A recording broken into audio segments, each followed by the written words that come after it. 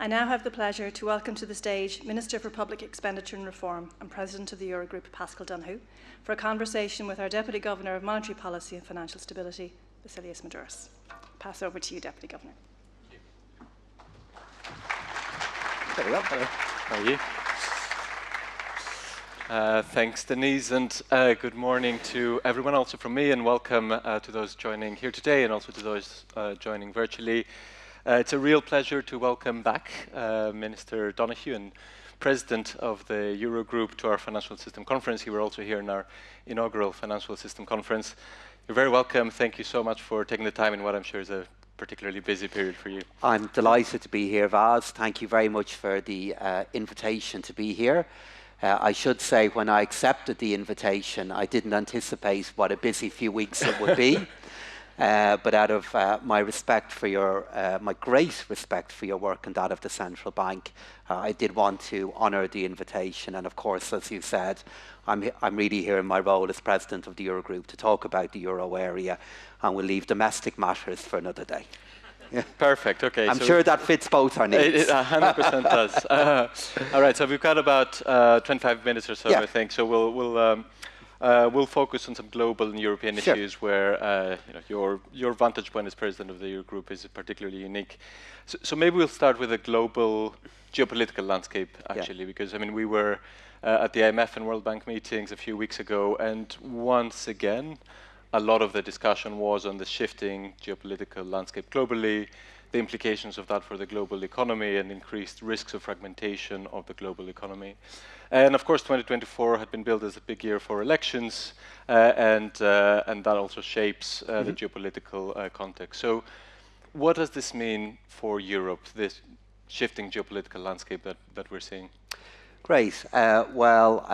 In answering that question and setting the scene for us, could I also extend a great note of congratulations to Pablo for his appointment as head of the BISS.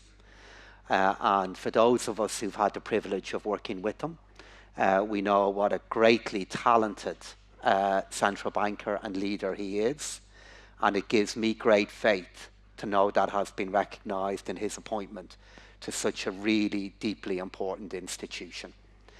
So then, to answer your question, and maybe just to offer two thoughts, one to build on what the Governor has said about where we are in history, and then second, maybe to introduce a very broadly political point given the multiple elections that are underway. It's just to emphasise that we are at the moment in the foothills of multiple different convergences and changes that are taking place, any one of which would be capable of changing the political order in which we are in. The lesson of history is very, very clear. In the aftermath of a pandemic, in the aftermath of a war, in the aftermath of big changes in technology, very big things happen in politics. And we have three of them happening at once in our lifetimes, overlaid with the existential test of climate change. We've artificial intelligence, we've the wars in Ukraine, war in Ukraine, and other two major wars taking place. We have the aftermath of a pandemic, and we have the profound change happening in our ecology. And they, for me, are the background to the more immediate change that we are now thinking about, with a very broad point then to be offered about how we then maintain the consent of electorates for our work in responding back to that change. And what does that mean within the euro area? It means making the case to our electorates that we can do more responding back to these historic changes that are happening together. We can do more together than we can ever do individually, and contending and making the case for that. And that, for me, is embedded in the recent experience I've had in the Eurogroup. I would make the case that we can underestimate just what we have achieved in recent years, but that shouldn't lull us into underestimating what we're going to have to do in the years ahead. And I am very confident about our ability as a set of countries that share a currency to do that. Very good. And then maybe to turn this a bit into the economics. So, I mean, you mentioned these big shocks that we've had. I guess a backward-looking dimension is what's your assessment of how the euro area has responded to these shocks and where we find ourselves at the moment? But in a forward-looking sense, including in these big transitions that you flagged, but also the broader geopolitical context, what are some of the big economic challenges for the euro area that we need to tackle? Indeed, and I think the dilemma that we have as humans in thinking about this is we always explain backwards. So we look to the past and interpret the past in terms of what has happened, but we have to live forward in terms of then using that thinking to guide what we are going to do. And even thinking about this as a set of shocks, I think does have limitations. Because thinking about it as a shock encourages us to think of a kind of very acute one-off intervention that has occurred that only needs a single response back. That may well be the case for some of the violence and wars that we are contending with, but when it comes to climate, when it comes to artificial intelligence, when it comes to the aftermath of a pandemic, it's something more gradual and long-term and deeply serious. So what does that mean for the euro in terms of how we respond back to it? I would highlight 3 different areas that we will have to work on, all of which were covered off by the governor in his introductory speech. The first one will be the nature of the digital future for our currency, a case that I am convinced of that we will have to make. Secondly, it will be how we use our own savings here within Europe and our willingness to look at how we can organize them and use them to help us deal with these changes. And then thirdly, which I'm sure is an area you'll discuss during the day, what that means for budget policy within the euro area and how we credibly implement a framework that I still believe is appropriate, even with all the changes that are happening around us. And actually, we might cover some of these in a little bit more depth. But previously, before you mentioned the point about Europe working together, making more of Europe, this is, of course, a key message of Draghi report, letter report. And the issue of competitiveness and productivity has been very much to the fore. How do you think Europe, the euro area, should respond to that productivity challenge? So firstly, we will have to make the case, and I believe the evidence is there, and will build in the time ahead, that what we have done recently has worked. And this is incredibly important from a political perspective. When we think about the future budgetary framework and institutional framework of the European Union, we went through some profound changes between 2020 and 2022 in terms of agreeing to new instruments. We will have to look at how they have worked and understand what has worked well and what does, if anything, need to change. So again, I go back to a very broad political point, understanding the changes that we have made and looking at whether we can make the case for what should happen in the future. And that's really important for the work then that has been done by Mario Draghi and Enrico Letta, because Mario Draghi has called out the scale of the investment challenge that is there, the additional money that the European Union will need to generate. And complementing that, Enrico Letta has pointed to the fact that the single market, if better completed, could help us by being a source of some of that funding. But to join the two of them together is going to require a lot of delicate and difficult work in the time ahead. I believe we can get there. I'm very optimistic about our ability to make progress, but I wouldn't underestimate the scale of work that we need to do quickly. And you mentioned the scale of investment that is needed. Before you talked about the importance of a robust fiscal framework. Again, in the IMF discussions, a big part of the discussion is the need globally for fiscal consolidation, including in Europe. How do we reconcile these additional need to invest in our economy for productivity purposes and the need for fiscal consolidation? So this is the challenge of consistency, how we can reconcile both of these needs together.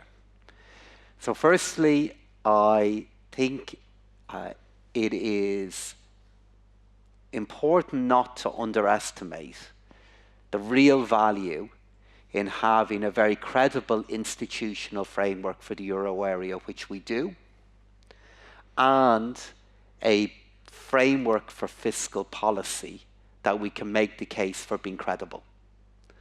And if I look at my experience within the Eurogroup, not so long ago we had deficits across the euro area that were just above 7%.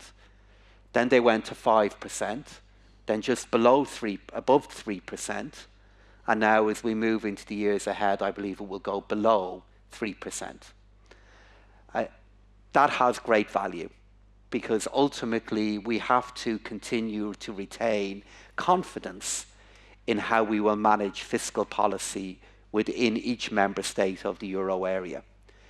But that being said, clearly, as we are normalizing budget policy, every single finance minister within the euro area has been told we need to invest more. And we need to invest more in a greener Europe, a safer Europe, and a more digital Europe. And obviously the only way we can do both is by looking at collective budget instruments, which we have at the moment in Next Generation EU, and then whether we are willing to make decisions in relation to how we in particular organise our capital markets at a national and euro area level. And they are the two ways in which the challenge of consistency can be responded back to. And that is what we are working in the Eurogroup at the moment. We had a very lengthy engagement in this in November, only just a few weeks ago actually, looking at the progress that we are making, and it forms our work agenda now for the year ahead. And maybe just to pick on the second of those, which is about mobilizing, what is a lot of savings actually in the European economy, but in reality they either sit in deposit accounts with the banking system, or some of them actually flow outside of Europe. This relates to the Capital Markets Union agenda, which has been going on for a while now, and I know the Eurogroup has now taken the mantle. So how can real progress in that area be achieved? I would identify three priorities. Firstly, the rollout and the improvement of broader and more effective pension schemes at a national level. One of my very big learnings from engaging on this project with other finance ministers is those parts of the European Union that had the most effective and broad pension schemes at a national level were also the economies that are the most successful in investing in their own futures. And there's really interesting insights to be gained on this from what has happened in the Nordic and Dutch economies. We have a system like that about to be rolled out in Ireland early next year. For many years, I understood this in terms of income adequacy. I now also see it in a different light for how we can invest in our future. So I would really put a lot of focus on that. Secondly, it will be the work that will happen in relation to securitization and how we can make further progress in developing a securitization agenda and markets in that area within the European Union in the years ahead. And then finally, one area of overlap between lots of national initiatives that are happening on the future of capital markets and the work we've done at the Eurogroup level is this whole idea of a single investment product at a retail level, in which we can try to encourage greater savings and the redirection of existing savings into common products across the European Union that are orientated towards our own future and investing in a European future. And the latter two areas in particular, I hope and expect we will see work from the Commission in these matters in 2025, and I hope early in 2025. Very good. And maybe just so we don't forget banking union, of course, because it's another key pillar, and there's been a lot of progress on some of the key pillars. It's been 10 years since the SSM that we are marking, but it does also remain incomplete. How can we achieve progress in the banking union as well? And I really welcome the fact in how you framed it there, because it's always important to recognise the progress that we have made. And the progress that we have made is not something that's academic. I'm sure I don't need to make the case for that to an audience like this. But the fact that we were able to go through a pandemic and that our financial sector was a source of resilience and not risk, for me is a sign of the work that we have done in building up a banking union, in particular at a regulatory level. And we had the 10th birthday of the SSM and another birthday of the SRB coming up shortly. And we hear from them very regularly about the work they do. We just had an update there a couple of weeks ago in Brussels on the regulatory efforts of both institutions. And they really, really, really matter to the work of the euro area and to our long-term growth. In terms of how we take a step further, and God knows I've devoted years of my life now to this project in particular, there's just two avenues ahead of us now, and we have to find a way of making progress on one or both.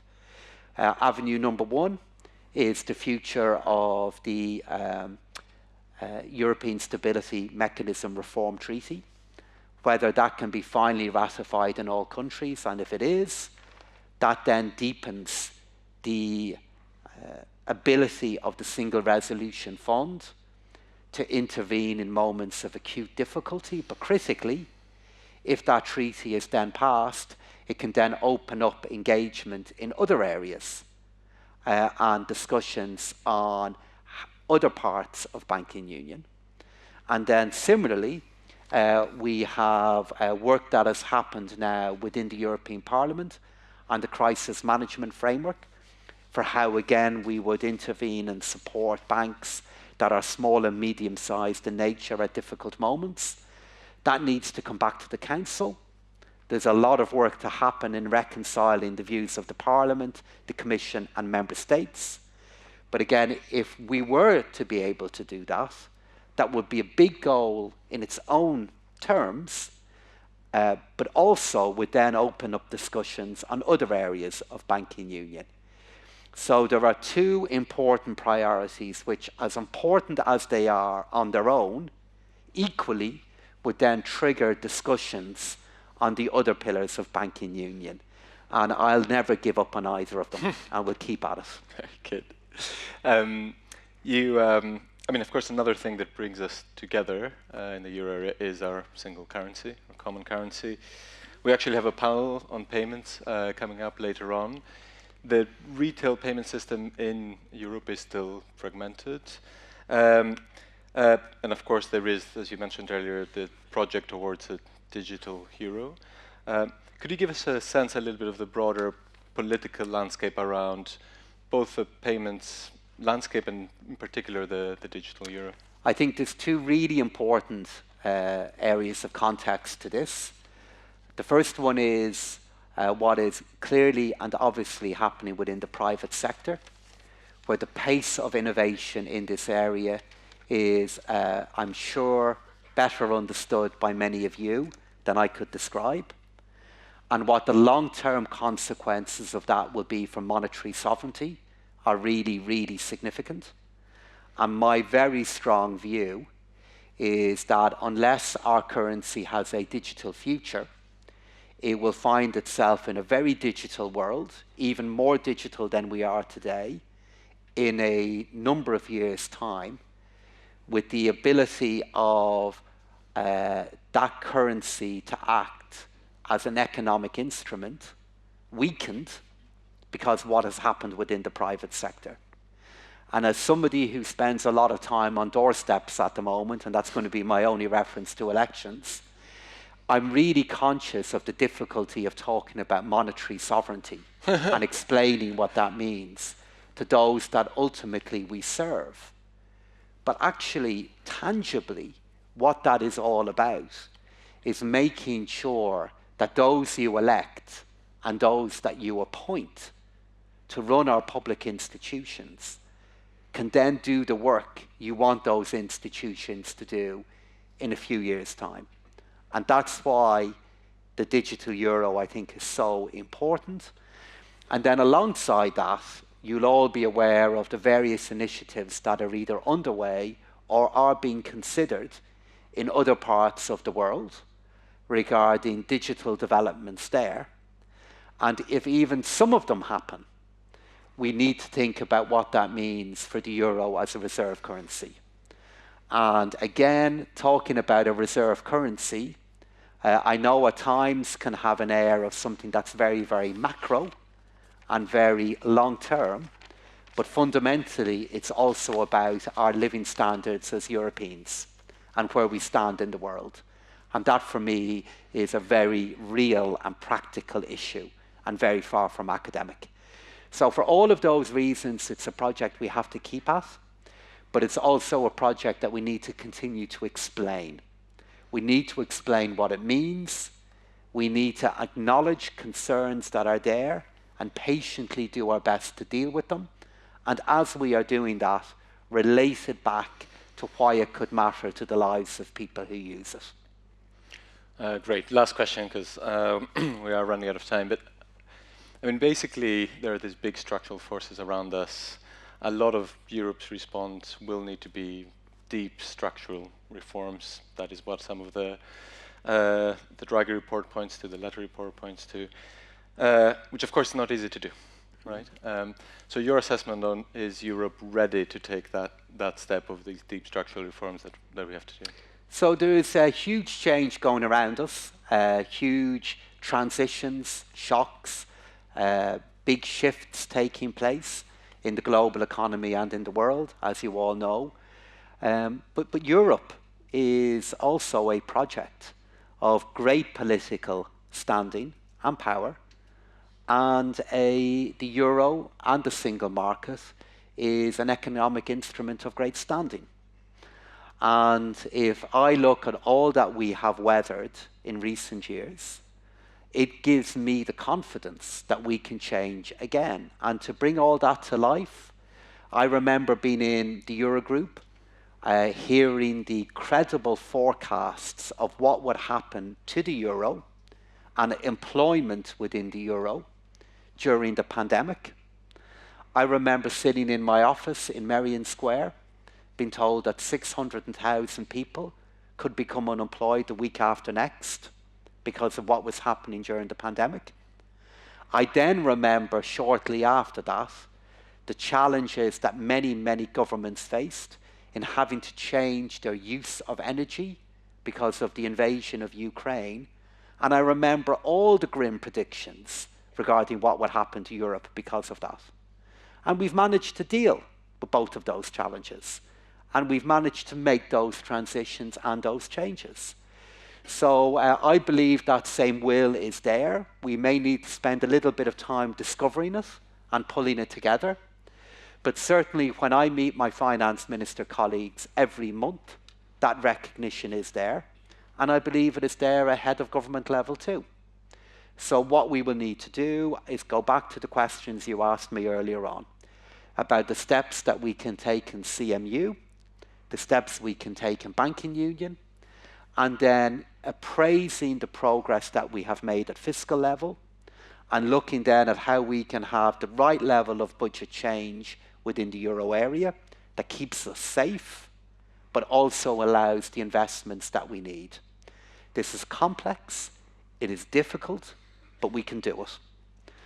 Other parts of the world justifiably speak with great confidence about what they can do. I speak with great confidence about what we can do here in Europe. And we should make that case. And if I look at the different topics you're discussing here today, they're all the ingredients as to what we need to do. Great. Thank you so much for being with us today. Great. Really appreciate it. Next Thanks, week, Vaz. start of the day. Thanks so much.